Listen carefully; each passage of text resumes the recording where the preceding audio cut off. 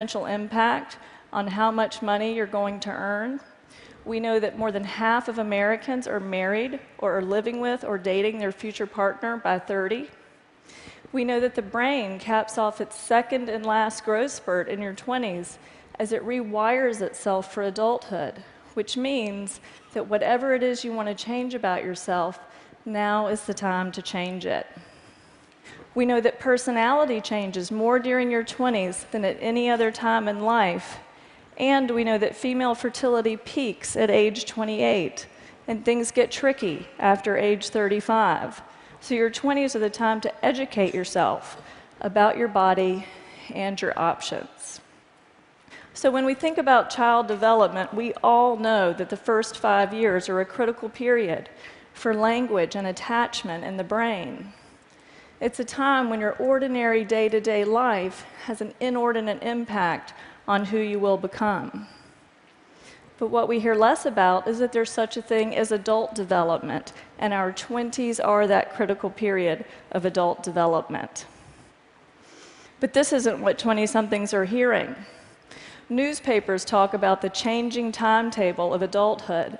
Researchers call the 20s an extended adolescence. Journalists coined silly nicknames for 20-somethings like Twixters and Cadults. It's true. As a culture, we have trivialized what is actually the defining decade of adulthood. Leonard Bernstein said that to achieve great things, you need a plan and not quite enough time. Isn't that true? So what do you think happens when you pat a 20-something on the head and you say you have 10 extra years to start your life? Nothing happens. You have robbed that person of his urgency and ambition, and absolutely nothing happens. And then every day, smart, interesting 20-somethings like you or like your sons and daughters come into my office and say things like this: I know my boyfriend's no good for me, but this relationship doesn't count. I'm just killing time. Or they say, everybody says as long as I get started on a career, by the time I'm 30, I'll be fine. But then it starts to sound like this: my 20s are almost over and I have nothing to show for myself. I had a better resume the day after I graduated from college.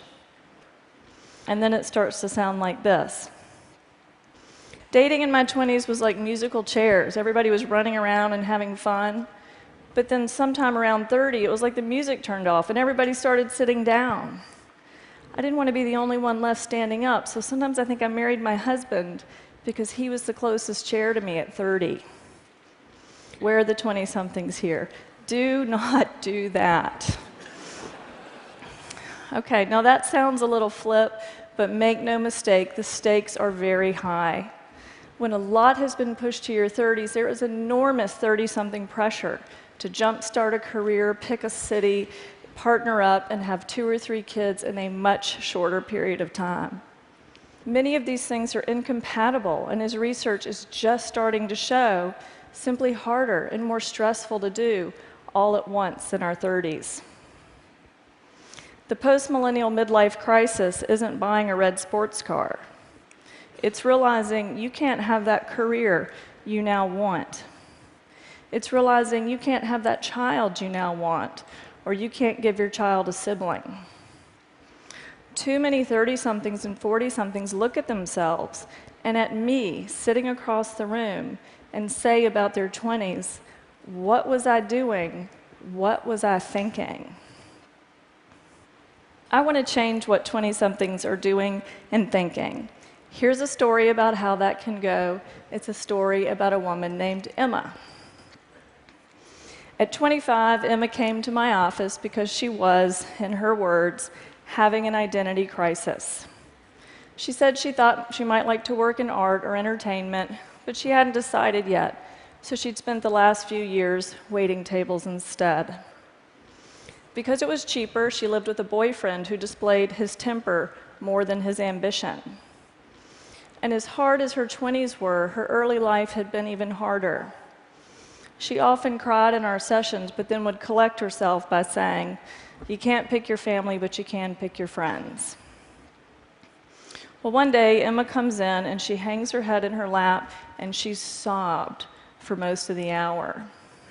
She'd just bought a new address book and she'd spent the morning filling in her many contacts, but then she'd been left staring at that empty blank that comes after the words, "In case of emergency, please call." She was nearly hysterical when she looked at me and said, "Who's going to be there for me if I get in a car wreck? Who's going to take care of me if I have cancer?" Now, in that moment, it took everything I had not to say, "I will." But what Emma needed wasn't some therapist who really, really cared. Emma needed a better life, and I knew this was her chance. I had learned too much since I first worked with Alex to just sit there while Emma's defining decade went parading by. So over the next weeks and months, I told Emma 3 things that every 20-something, male or female, deserves to hear.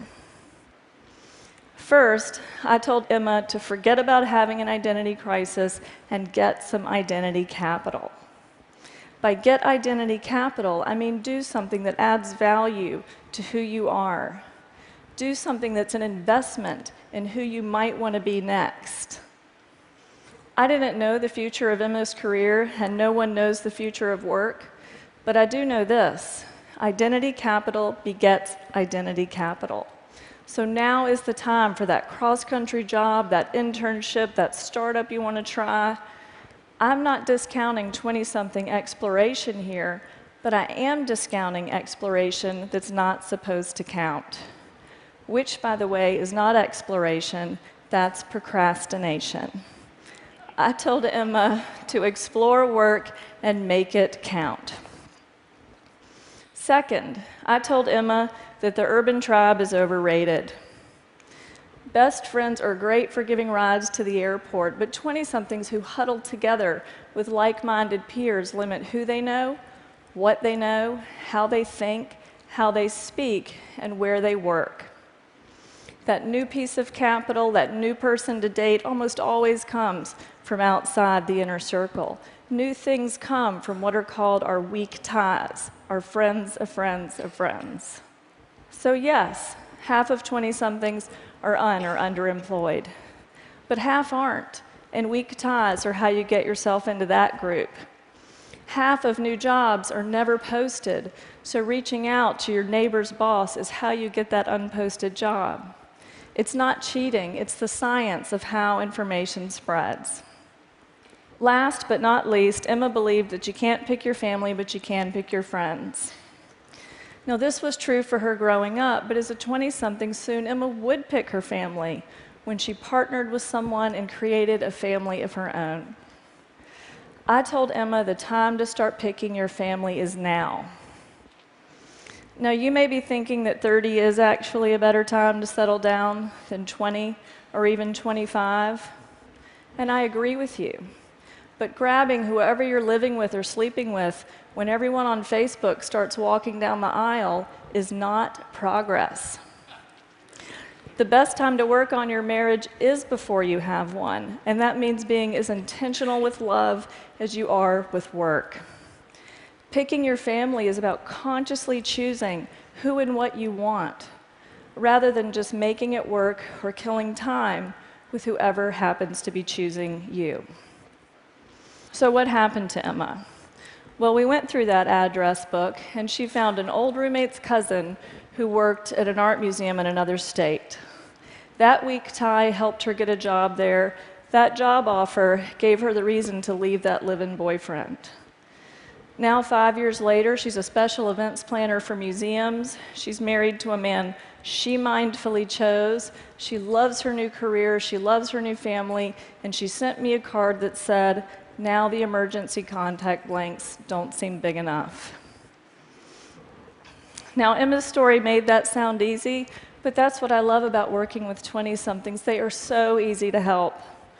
20-somethings are like airplanes just leaving LAX, bound for somewhere west. Right after takeoff, a slight change in course is the difference between landing in Alaska or Fiji.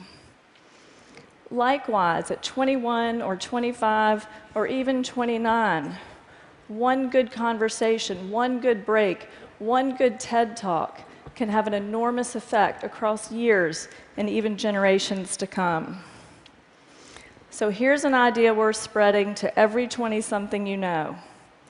It's as simple as what I learned to say to Alex. It's what I now have the privilege of saying to 20-somethings like Emma every single day.